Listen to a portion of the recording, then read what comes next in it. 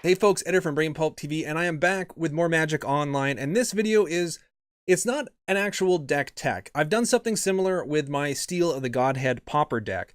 This is sort of a testing video, I guess you could say, for a specific deck that I am building that I'm going to show you guys, get your feedback on, show you a bit of gameplay, and go over the deck itself. Now, as the title of this video no doubt lets you know, this deck is a cat tribal deck, which I've made standard proof, meaning there are no Battle for Zendikar or Shadows over Innistrad cards in this deck. Now, with the new Magic expansion coming out soon, Ixalan, I know there is a sort of tribal theme behind that set. Not cats, it's dinosaurs, pirates, and vampires, I think, are the three main tribes in that. However, there are going to be some support cards for tribal in general. So I'm hoping that set has some stuff that can improve this deck as well. Then once all the cards from that set have been spoiled, I can sort of look through them and see if there is something in there for this deck. And if there is, I plan on doing a full-blown deck tech for this deck. But in the meantime, I just want to test it out, work out some of the kinks, try to improve it the best I can, and show you guys what it does. So what I'm going to do in just a moment here is go over the cards in this deck, and then I'm going to show you a bit of gameplay that I recorded before. It's actually going to be replays that I'm going to sort of like discuss a little bit with you guys. I would have liked to have done live gameplay for this. It's pretty difficult when I'm simply trying to show you how a deck works, because I end up having to record so many games, and a lot of times, because it's not an actual tournament where anything's at stake, people will drop out halfway through, or they won't go to a complete match. So I've sort of picked a couple of games from some of the matches that didn't quite go the distance, so you guys can at least see how this deck plays in a normal sort of casual play environment. However, let's get to the deck itself right now, and then we'll get into the gameplay in just a moment. First, starting off with the mana base, we have 12 forests, we have 10 plains, and we have 2 scattered groves. Now, if I do end up sinking just a few more tickets into this deck, I'm going to get a full playset of Scattered Groves. I'm also going to get a playset of the new Ixalan dual lands, the green-white dual lands from Ixalan. However, in the meantime, this mana base seems to help the deck out quite a lot, so I'm happy with it the way it is. Now, moving on to the spells in the deck, let's start with the 1-drops. We have 3 copies of Sacred Cats, 3 copies of Blossoming Defense, which is a card since someone pointed it out in the comments section to me I think it was a couple months ago. I've included it in almost every single green deck I've built. I find this card to be amazing protection, and it's also got the nice added benefit of being a buff to the creatures as well. So Blossoming Defense, very good card for this deck. Now on to the 2-drops, we have 2 copies of Adorned Pouncer. We have 2 copies of Feral Prowler for that little bit of extra card draw. 2 copies of Longtusk Cub. Now Longtusk Cub is interesting.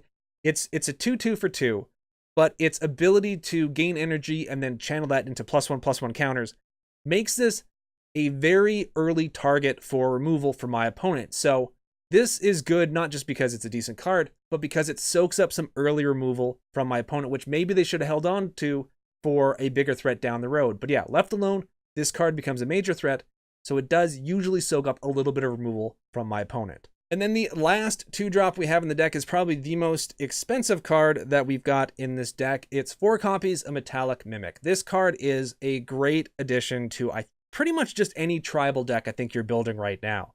It's not super tough, so it will die fairly easily. Even a -1/-1 counter will get rid of it.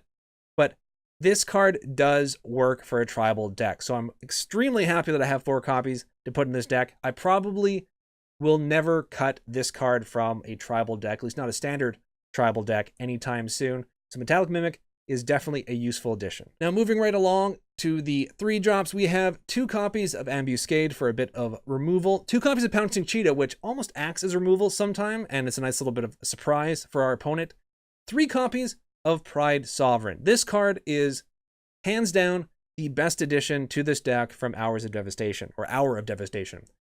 This card has done so much work in this deck and has improved it a lot from what it was before it was in it. So Pride Sovereign, very, very strong card for this deck. We have 2 copies of Prowling Serpopard, card I hate having to pronounce. This is probably the first card that I sideboard out when I hit sideboarding if I'm not playing a blue deck. If I'm playing a blue deck, it definitely stays in. But if I'm not, even though it's a 4/3 for 3, which is still really good, typically I will remove it for another copy of like the Pride Sovereign or something like that. And then finishing up the 3-drops, we have 2 copies of Lifecrafter's Bestiary. Now, this is a card which I actually had removed for a while, tested the deck without it for quite a while. It just didn't run as well without this card in the deck. The card draw ability is great. but it's the scrying ability at each of your upkeeps which really makes this card useful for this deck. Now, you guys may feel differently about this card, but if you're running some sort of creature-based deck that does have green in it, please try it out. Just test it out, see if it improves your deck. If it does, great. If not, just take it out, no harm, no foul. But yeah, for me, this is definitely a card which will probably stay in this deck till the end of time. Okay, now moving on to our 4 drops. We have just 1 card, but we have 4 copies of it. It is Cast Out, a very, very nice bit of removal. Between this and Ambuscade, it's the only real removal we have in the deck. Now, unlike Ambuscade, this can target any non-land permanent. So those indestructible creatures from Hour of Devastation block, you can take them out with this, as well as planeswalkers, other enchantments, or artifacts. So overall, this is an extremely useful card in a otherwise light on removal deck. Now in our 5 drop spot, we have 3 copies of Regal Caracal. This is the namesake of this deck. It's the linchpin. It's the inspiration for this deck.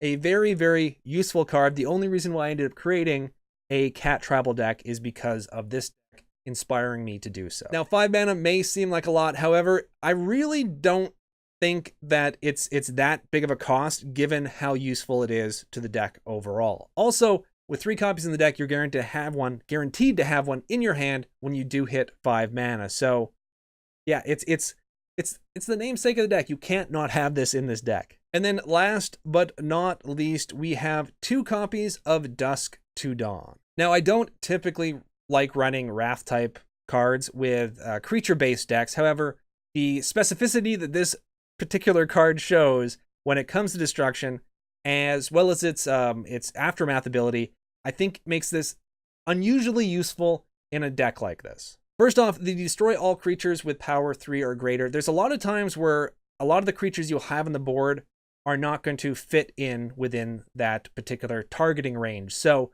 you can cast this and have a lot of your creatures survive. That said, between Metallic Mimic and the Regal Caracals, there are a lot of times where even your small little weenie creatures are going to have 3 power or more and will get swept off to the graveyard. That's where Dawn becomes useful, because even though they were buffed while they're on the battlefield, while they're in the graveyard, they go back to their original power and toughness, which means a lot of them, including the Pride Sovereign, will come back to your hand if you're able to cast Dawn. So while your own personal taste may vary, for me, this is definitely a card I like having in this deck and intend to keep it in the deck for quite a while, unless something comes up in the new set that changes my mind. Okay, let's take a quick peek at the sideboard now. I'm going to be honest with you, I haven't really put a lot of extra time and effort into the sideboard. A lot of the sideboard is just 4th copies or 3rd copies of certain cards that I'm only running 2 or 3 of in the main deck, like Regal Caracals, 2 more copies of Prowling Serpopard in case I'm playing a heavy countering blue deck, another copy of Pride Sovereign, Sacred Cat, that sort of thing. Now, the cards that aren't in the main deck that are in the sideboard so far are Forsake the Worldly for some artifact and enchantment hate, Protection of the Heckma, which is sort of, I guess, more of a gimmicky card to put in the sideboard. I only have 1 copy in the sideboard. There's only been 1 time I played a deck where I ended up taking this from the sideboard and putting it into the main deck. So it may not really be a useful spot. So definitely consider taking this out if this is a deck that you plan on building yourself. But for me, it's just in there for now until something better comes along, and I will definitely change it. So if you have any suggestions as well too for any of this deck, please leave that in the comment section. Anyways, moving on, we have 2 copies of Dissenter's Deliverance for a bit of artifact hate. Now, we already have Forsake the Worldly, but if we're running something that, or if we're playing a deck that doesn't have enchantments but does have artifacts, I will obviously go with Dissenter's Deliverance instead. Otherwise, Forsake the Worldly will come into the deck.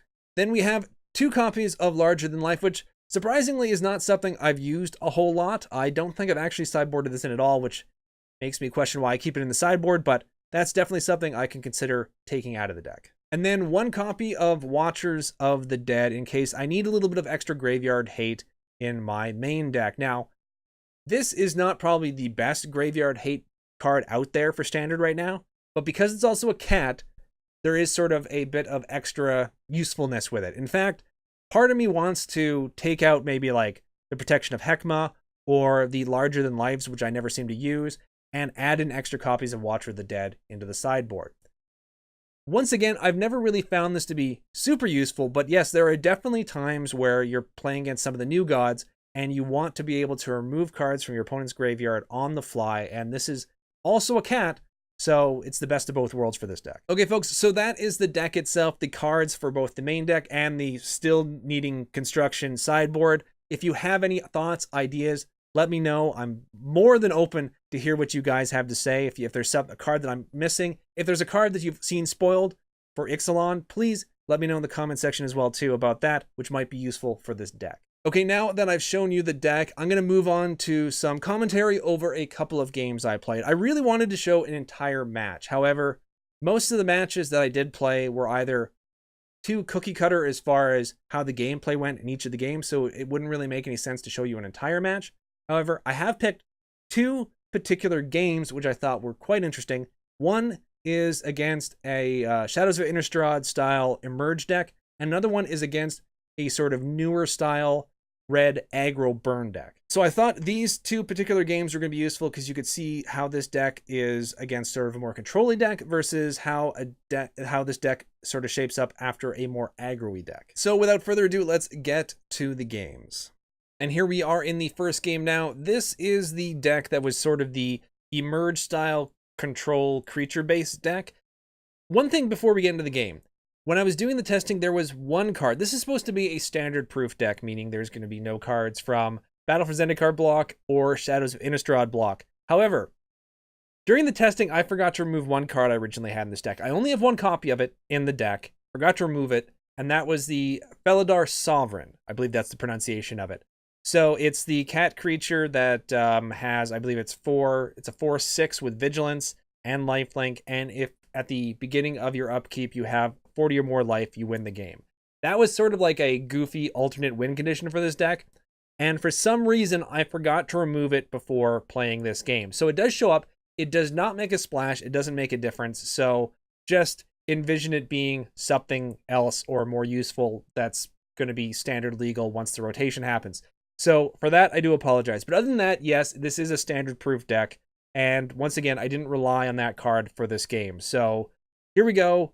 Let's start the game. Okay, so to start things off, my opponent ends up winning the toss. So they are going to be on the play. We're going to be on the draw. Now, our opening hand is really good.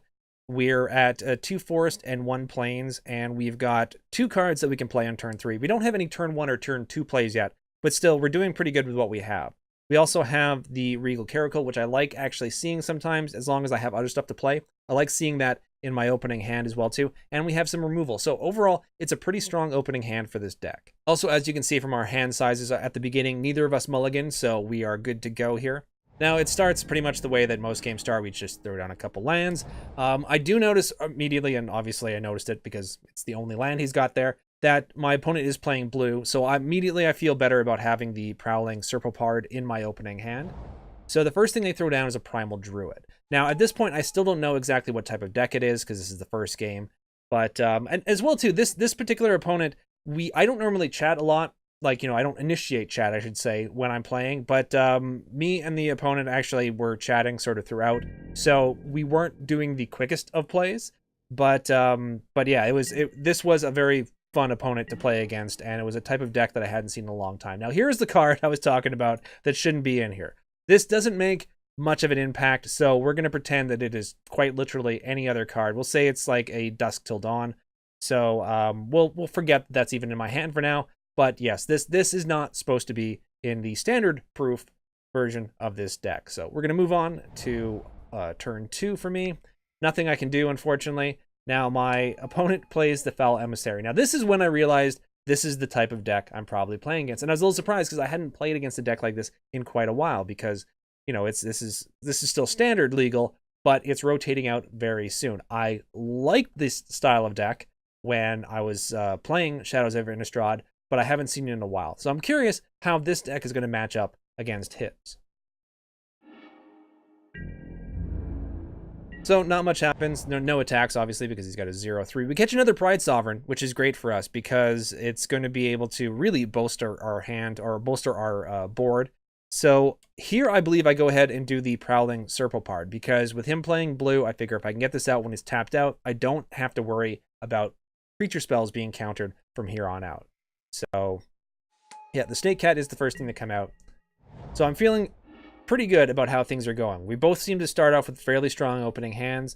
The Wretched Griff comes out, so they're going to get an extra card draw, and he's also going to be creating a 3/2 Eldrazi horror creature, which is fine. I mean, it's not great because the Prowling Serpopard can't block it without dying, but still, I think we're going to be okay because next turn we're going to be able to get some Pride Sovereigns on the board, and things are going to still go pretty good for us. This is typically a very strong board to be up against, but because we're such a creature-based deck, I'm not too worried about it right now.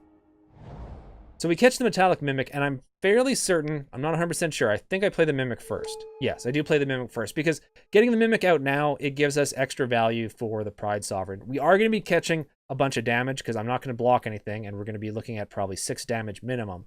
But I still think it's the right idea to get the Mimic out before the other cats, because it's just going to do more work for you the longer it's on the board. So moving on, the opponent does swing in with both his creatures, knowing that chances are we're not going to block, and we don't disappoint him because we do not block either of them, so we're taking 6, not the greatest way to start, but another good thing about this particular deck is there is sort of a lifelink sub-theme to it, so we do have a big capability of gaining life back in this deck. Okay, so this is the Exultant Cultist, which is another popular one to do in an Emerge-style deck. So I'm happy to see another Plains. In previous tests of this, I seem to be cursed, and I could not get the second plane. So now we have enough for the Regal Caracal, which is great. I'm super excited about that. I'm not sure if I cast it right now. Let's see if we... Yeah, we're just going to go ahead and cast it right now. And this is where the Metallic Mimic really does a lot of work. You cast the Caracal, so of course the Caracal is going to get a +1/+1 counter, but so do the tokens as well too. So all the other cats are getting a +1/+1 from the Caracal, and anything that's coming in is getting the +1 counter, which won't be removed once the Caracal or even the Mimic leaves. So overall, these two being out at the same time is really great for us. It's also, now that we're starting to build up some lifelink creatures and everything else, all the other cats have lifelink, I'm less concerned about taking 6 early on in this game. So we move on, and I swing in with the Serpopard because there's no good blocks. I mean, it's potential they have a sort of buff for it, but I'm willing to make the trade at this point. So we're going to immediately gain 5 life back. So it's barely like we've been touched at all. So now here's sort of where the more control aspect of his deck comes into play. The Lashweed Lurker. So he's been getting some card draw. He's getting card draw off the Cultist. He got card draw off the Wretched Griff. So he's continually refreshing his hand. As you can see, he's got 5 cards in his hand right now. We're not doing bad for cards as far as what's in our hand. But for the next little while, we're going to start drawing the same cards that we've already had. So he's getting new cards while we're basically recycling the cards that we've already played. And he targets the Mimic, which makes sense because that needs to come out before other cats will be useful. And if he targets the Caracal, I mean, I guess an argument can be made he might have wanted to target one of the tokens, but it would kill a creature for sure, but then it wouldn't stop us from being able to draw new cards each turn. And bouncing the Caracal would just be a bad idea because it's just going to be creating more tokens when it comes in. And on top of it, it's a 5/4 body. Not flying, but 5/4. We don't have much that can deal with this flyer. So we do have the cast out, which is good for us, but I'm worried about a bigger threat, so I'm not sure if I cast the... I don't think I cast out right away, but eventually I'm going to have to do something about this flyer. So we just go ahead and cast the Mimic again. Now we can cast the Pride Sovereign, which is great, so we are still going to get some extra value because we have enough mana to cast two cats, the Mimic and another cat on the same turn. So we're, at this point, we're actually ahead on board state. So even though he's been able to bounce some of our stuff, we're still doing really well for our board state. So next up is, I believe it's another Lashweed Lurker. Yeah, so once again, we go through the same process where we're not really going to be drawing any cards. We're going to be drawing the same card. This time he goes for the Pride Sovereign, which makes sense because this slows down its Exert ability. So sending that back into the hand. So once again, play the Sovereign. So it's delaying us, right? And it's one of those things where normally that could be pretty devastating, but given the fact that the creatures that we played have given us such a decent board state, it's not really breaking our spine quite yet. Another Feral Emissary. Which is also good, because I forgot the secondary, or the initial ability of it to come into play is they get to look at the top 4 cards of the library and they reveal the card among them, put it into their hand, and put the rest in the bottom of the library in any order. So not only is he getting a lot of card draw, he's also filtering what's in the top of his deck.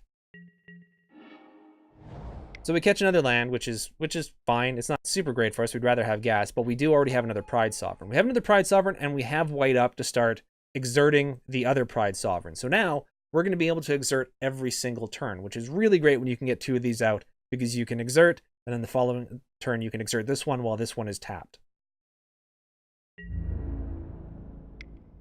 So I'm feeling pretty good about myself here. Clear Shot all of a sudden, though, puts a little bit of a wrench in the works. It's going to take out the Caracal, which is going to immediately debuff a bunch of our creatures and take away our lifelink. Not that that's a huge deal, because we're not really losing a life race right now. But still, taking out this particular card is obviously not going to be good for us. He's also buffing his biggest creature anyways, so that's not the greatest for us either.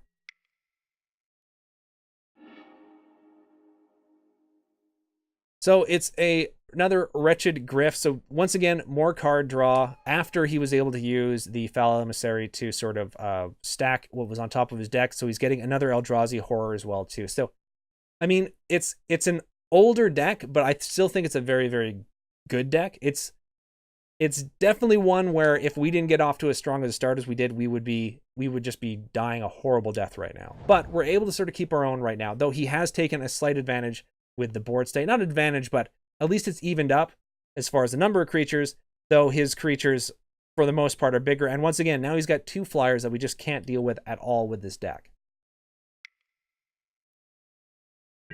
And then Gone Missing comes out, which really sucks for us, because now, once again, we're dealing with having creatures bounced, not just to our hand, but to the top of our deck, so we're not going to be drawing any new spells which would help us out. So he swings in with the flyer because there's nothing we can do about it. Here we get to finally exert the Pride Sovereign and create a couple more tokens. And as well, too, because of the Metallic Mimic, they are going to come into play with +1/+1 counters on. That's why this group of cards, the Metallic Mimic, the Pride Sovereign, and the Regal Caracal, these 3 cards work super well together. I mean, the Mimic works with any cats, but these 3 cards are really, really good, like, when used in conjunction with one another. That's why the Mimic is I think the only creature in this deck where I've got 4 of in the main board, because it's so strong with Tribal.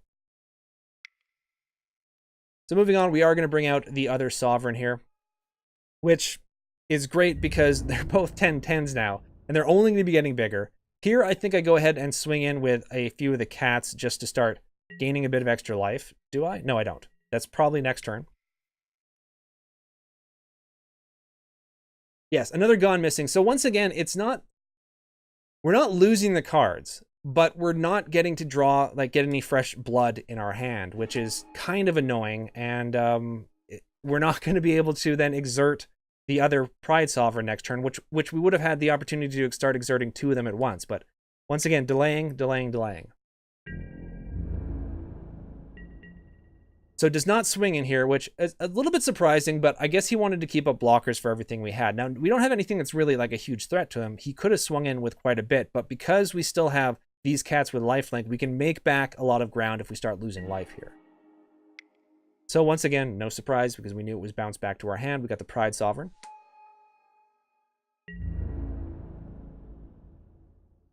And as well, too, one of the Pride Sovereigns can be exerted, so we can start making them even bigger. At the end step, they just go ahead and sack one of their clues. So once again, he is able to keep getting fresh blood into his hand. We've been sort of stagnant as far as what we've been drawing. And once again, with a Wretched Griff, he gets card draw. So it's a very interesting deck to test against ours, I think. Like, once again, it's not a new deck, but I think it's a decent enough deck where it sort of puts our deck through the paces.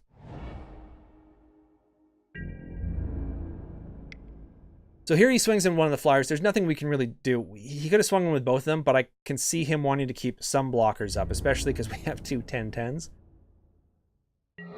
But slowly, he's chipping away at us. Now we go ahead and exert. We now have 6 2/2 life-linking cats, which is great. We have another new card in our hand, which, if he does kill it, will give us a bit of card draw as well. We still have some removal. I'm sort of waiting to have a good opportunity to start removing something. Because this has flash, I'd like to do it during attack, maybe, hopefully, making it so that he makes a block which he thought was sound, and then I could remove one of the creatures and end up doing like a 2-for-1 or something. So here I just swing in with a bunch of the cats. Now, it's not the greatest thing, but I know I'm going to be able to... like, cats at this point are pretty much like easy to renew, given the Pride Sovereigns and the fact that we have 2 of them now that can exert. So there might have been something said to keep them around for making the Pride Sovereigns larger and larger. But I'm a little bit concerned about the 3 flyers he has really lowering our health quickly. So this way, I know they're going to die. I know most of them are going to die. But we're still going to gain a bunch of life out of this. So he does the blocks, which makes a lot of sense. I was kind of hoping he'd block all the way through with the Eldrazi Horrors, but he doesn't. But that's not, once again, it's not the end of the world. This was more about sort of giving us a bit of extra life. And as well, too, we still got to get 4 damage through, so that's pretty good. Here we just go ahead and do the Prowler. So yeah, our bird state's never really going to get a whole lot worse unless we lose the Pride Sovereigns, because each turn we can start exerting them, and I have the enough planes that I can exert both of them in the same turn if they're ever both untapped in the same turn. So once again, he sacks for more card draw. So like he's barely ever dropped below 5 cards in his hand. So the Enlightened Maniac, which is going to create another 3/2. Once again, this if we didn't get as quick of a start and we didn't have some of the cards like the Pride Sovereign or at one point the Caracal's out, we would never have been able to keep up with this board state. So here he briefly flirts with the idea of just sort of swinging with everything. He's going to change his mind, and I think he's just going to end up swinging with 2 of his flyers. Just 2 of his flyers or 1 of his flyers? So just 1 of his flyers, which is very defensive in my opinion, but still, I mean, like, I don't know what he has in his hand. Maybe it's the right idea. He's probably guessing what I have in my hand, but I would have swung in probably with all of the flyers at this point to keep putting more and more pressure on me.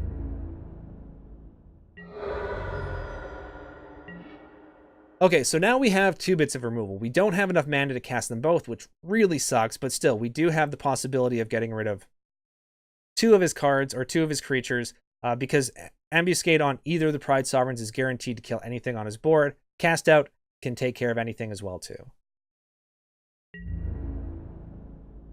So here I swing in with both the Pride Sovereigns. Now, the reason why I'm doing this is because I realize I'm probably in a short clock once he starts getting aggressive with his flyers because we don't have any answers for it. I can play a slower game of being able to create 4 cats each turn, but until I get rid of these flyers or do something which forces him into blocking with them, I'm going to be dead in the air very, very soon. Swinging with both of these, knowing that I can do Cast Out or Ambuscade on one of his creatures and hopefully force him into doing an inadvertent bad block. So yeah, he's bringing all the horrors, which is great because it means we're going to get rid of all these tokens, and he's bringing these 2, which means we're also going to be able to get rid of both of those. But with Ambuscade, I think it's what I cast instead of Cast Out. Yep. So I'm able to take out one of these, hopefully, and then still keep Pride Sovereign. Doesn't quite work out the way I was really hoping, because now I know what he's been holding in his hand a lot of the time and not casting, and it's a Negate. So Negate comes out, I sort of zoomed through that really quick. Negate comes out, target non-creature spell, and now that's one I also realized that's probably the first non-creature spell I've cast all game. I think it is, actually, and given what's in our graveyard. So I have no idea how long he's been holding on to that Negate for, but I guess he finally found some use for it. Haven't really had to worry about him countering the creatures because of the Serpopard, but I definitely need to worry about Negate now. So that didn't work out quite as well as I hoped. It still worked out okay. I mean, we lost both our Pride Sovereigns, which is unfortunate, but he also lost all of his Eldrazi tokens and his 2 biggest non-flying threats, which are the Lashweed Lurkers, not the Lashweed Workers. So we're going to move on. Ketchup Plains, which I would have rather got some gas. Now here I go ahead and cast the card that shouldn't be in my hand to begin with. I know. I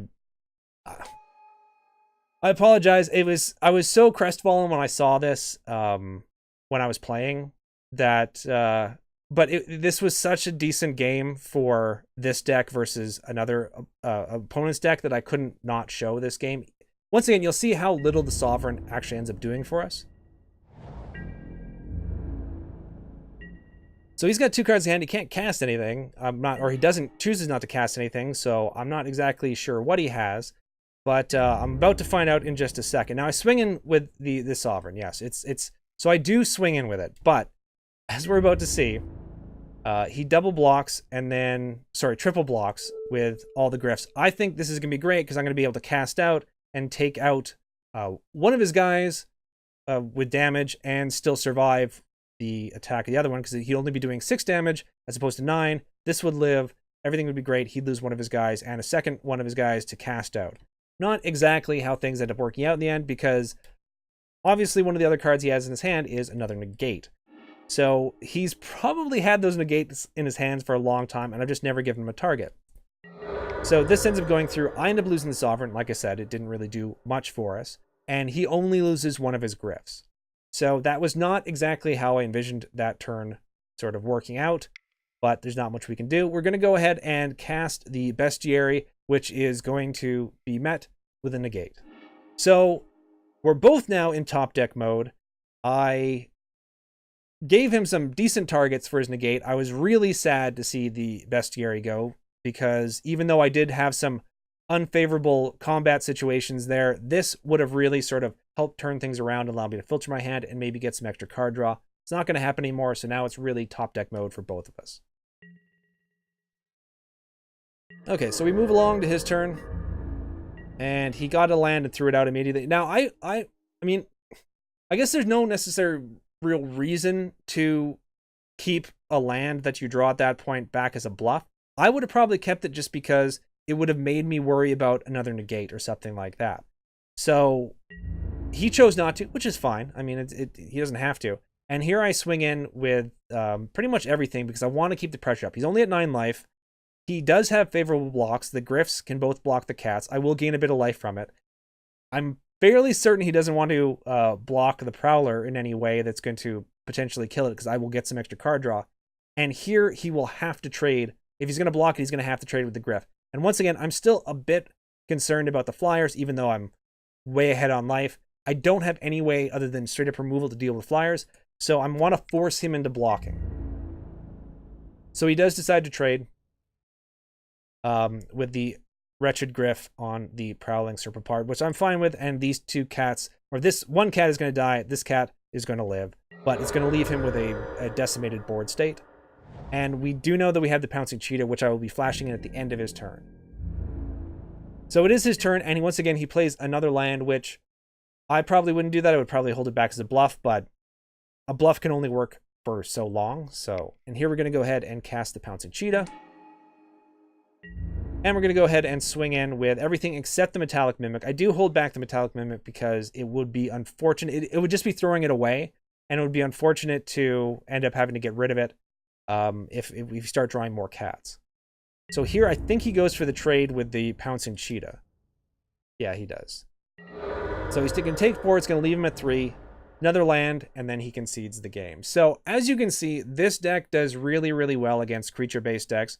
Even though his deck was slightly sort of control-y, what with the bounce coming back to our hand, we're still able to overcome because our ability to produce creatures and buff them up surpassed what he was able to do, even though his deck was able to produce quite a board state for himself really early on. Also, as you can see from our life totals, the extra bit of life gain that this deck has really makes a difference when it comes to a life total race in any game, which is important, especially for the second and last game that I'm going to show you, because this is against a more aggro-y red sort of burn style deck. Before we do actually jump to that game, one quick mention. I don't think I said this before, but we didn't get to play a full match. We got to play 2 games, and I do want to mention that my opponent won the second game. The 2 games, that the one that you saw and the one where my opponent won, they played out very, very similar.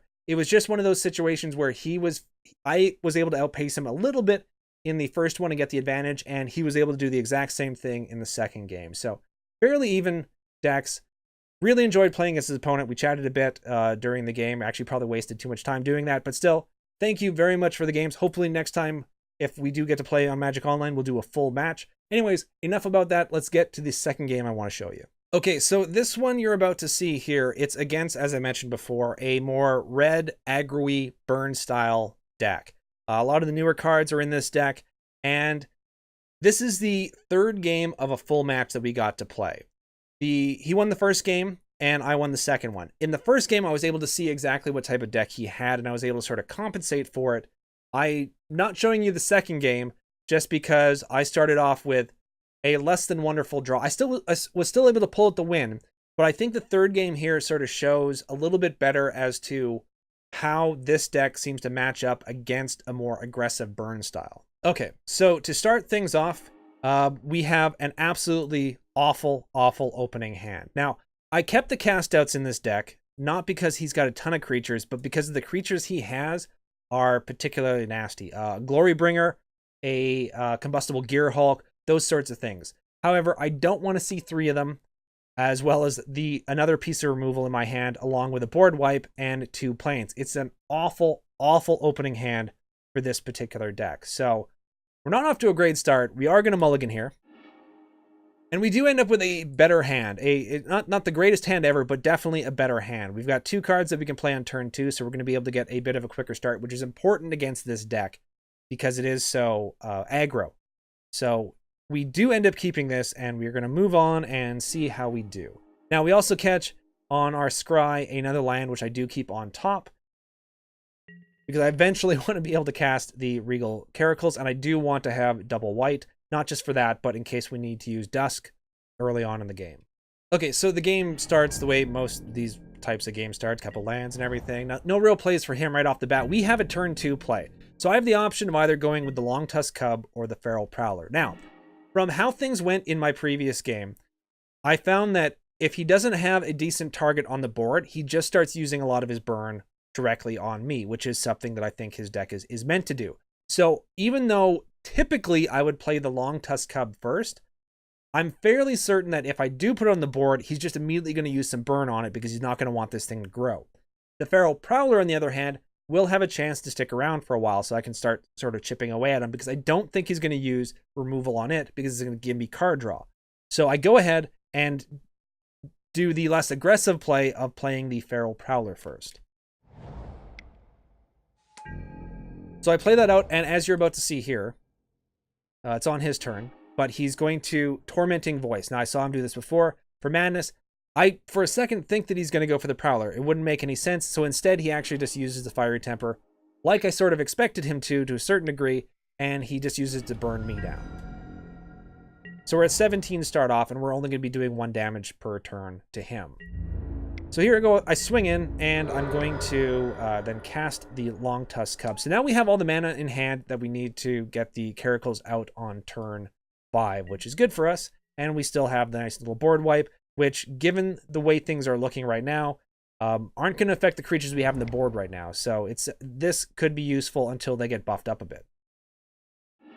So here we go. Once again, Longtusk Cub soaks up early removal almost all the time. Like, our opponent has some sort of early removal, they will use it on Longtusk Cub more than pretty much any other creature that we play early in this game. Or early with this deck, I should say. So sadly, we get more land, not more gas, which is something I was really hoping for with this against this particular deck because, once again, another Fiery Temper, so we're taking another 3 to the face. We're down to 14. And other than the Regal Caracals, we don't really have anything that has lifelink. Now, the Regal Caracals obviously gives other cats lifelink, so luckily we're at 5 land. And I think here I go ahead and cast the... Yeah, I go ahead and cast the Caracals. I don't try to bring this out for the extra card draw at all. It might have been an idea, but I decided not to do it. Bring this out. Gives a buff to the Feral Prowler. So now we're going to start gaining life back. And this is important because we're at 14 right now.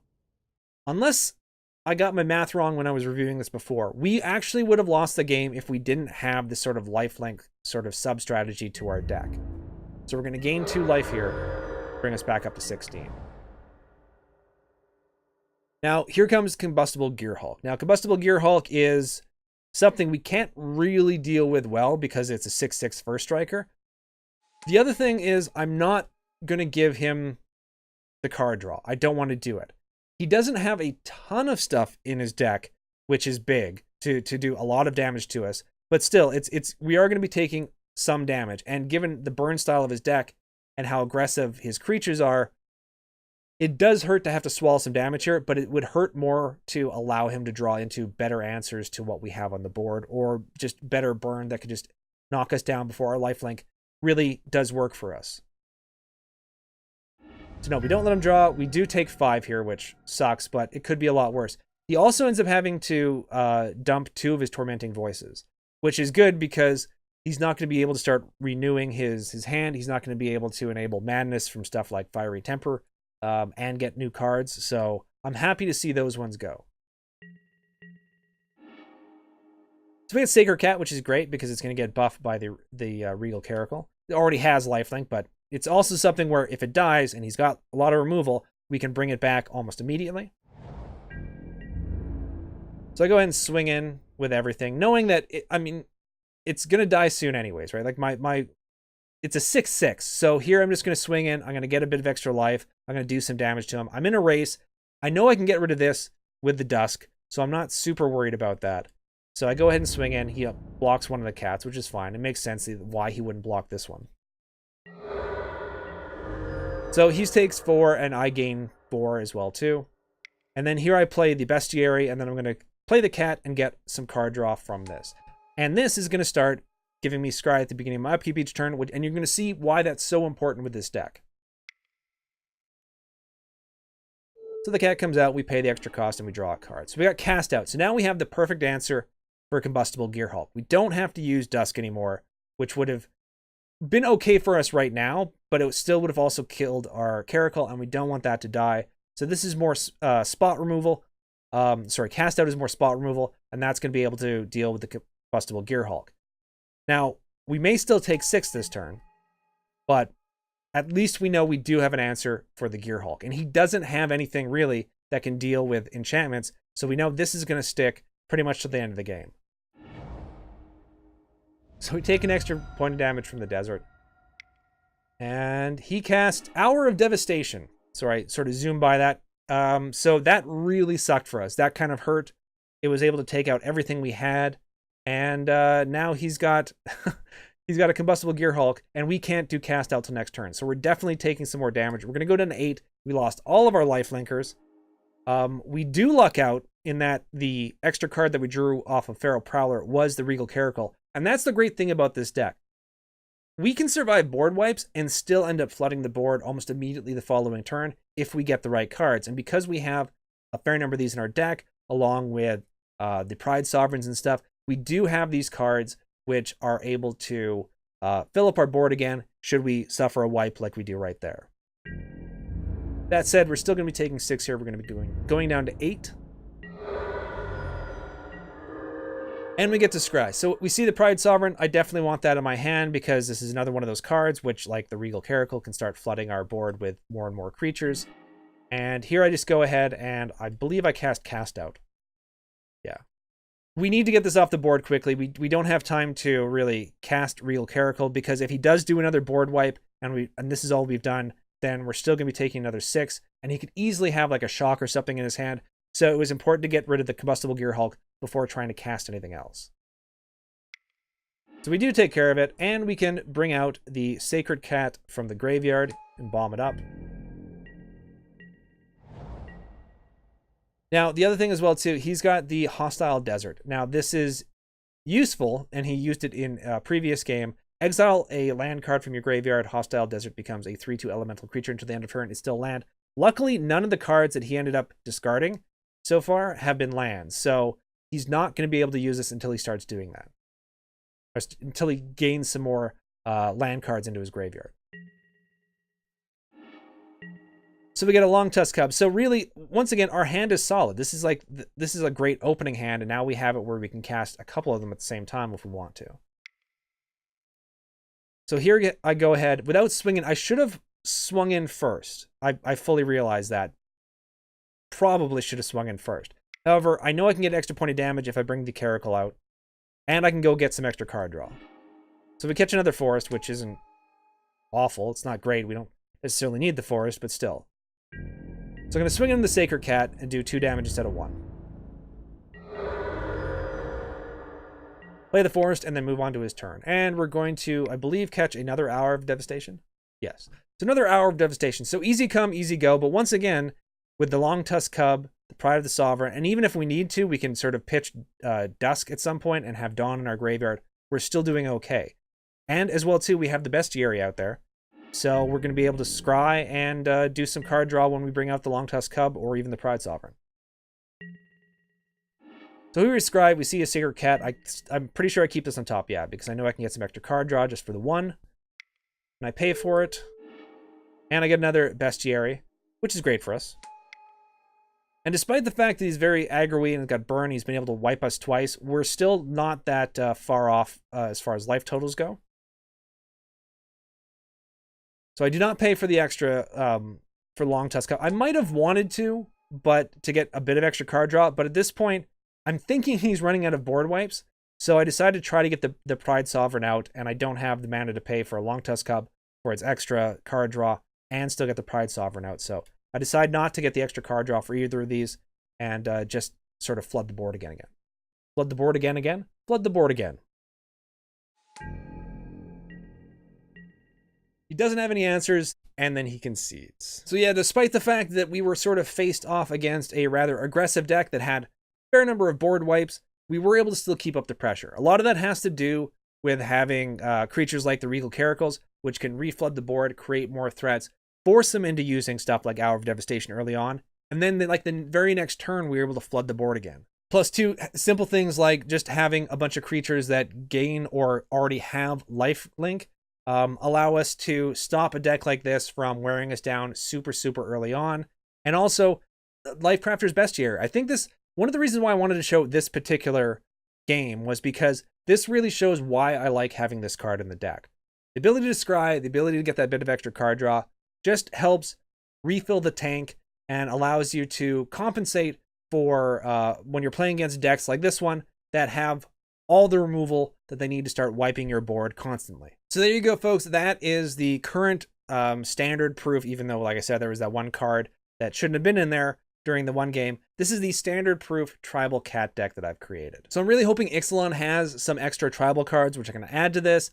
And if it does, if there's more cards that I can add to this, if I can tweak it a little bit, I will probably do another one of these decks. And I will probably do a proper deck tech on this card if I'm able to keep it viable beyond the next expansion. As well, too, one of these days, I really just want to like hit record and not stop recording till I get a full match played out as it happens for you guys to watch. Unfortunately, that sometimes requires hours and hours of play, which I'm not complaining about because I like playing Magic. I would love to play Magic for hours and hours and hours, but that's sometimes difficult to fit into a schedule. So that's why sometimes what I have to do is this commentary over top of sort of more cherry-picked games that will allow you to see how this deck works out. But maybe next time that I test out this deck, I will try my hardest to show you a complete match and do commentary as the match is unfolding. In the meantime, though, if you have any cards you'd like to suggest for this deck, any advice you'd like to give me, any sort of comments about the format of these videos, these sort of like deck testing videos where I go over the deck